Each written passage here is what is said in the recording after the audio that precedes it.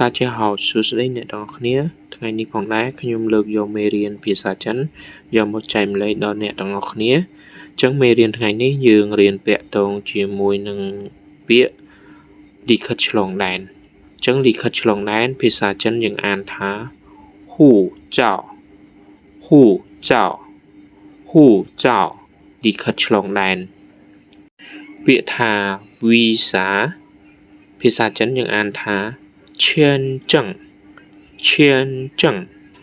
签证签证 visa ពាក្យថាលេខភាសាចិនយើងអានថាហៅម៉ាហៅម៉ា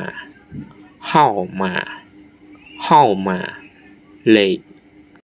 ពាក្យបន្តទៀតវាយត្រាឬក៏បោះត្រាភាសាចិនយើងអានថាកៃចាងកៃចាងកៃចាងកៃចាងវាយត្រាឬក៏បោះត្រាពាក្យបន្តទៀតលេខកូដភាសាចិនយើងអានថាតាយហៅតាយហៅតាយហៅតាយហៅលេខកូដពាក្យបន្តទៀតឈ្មោះជាភាសាបរទេសភាសាចិនយើងអានថាវ៉ៃវិនពៀមីងវ៉ៃវិនពៀមីងវ៉ៃវិនពៀមីងឈ្មោះជាភាសាបរទេសឬក៏ឈ្មោះជាអក្សរឡាតាំងពាក្យបន្តទៀតលេខវីសាភាសាចិនយើងអានថាឈៀនចឹងហៅម៉ា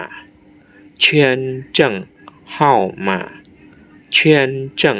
ហៅម៉ាលេខវីសាពាក្យបន្តទៀតលេខលិខិតឆ្លងដែនភាសាចិនយើងអានថាហ៊ូចៅហៅម៉ាហ៊ូចៅហៅម៉ាហ៊ូចៅហៅម៉ា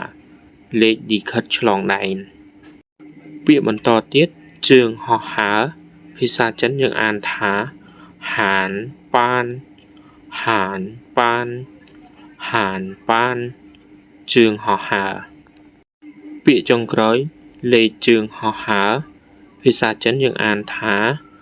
ហានប៉ានហោហានប៉ានហោហានប៉ានហោលេខជើងហោះហើរចឹងការចែកម្លែកភាសាចិនរបស់ខ្ញុំបានដល់ទីបញ្ចប់បើសិនជាបងប្អូនចូលចិត្តវីដេអូរបស់ខ្ញុំកុំភ្លេចជួយ share វីដេអូនេះបន្តផងអរគុណជួបខ្ញុំនៅមេរៀនក្រោយៗទៀតបាយបាយ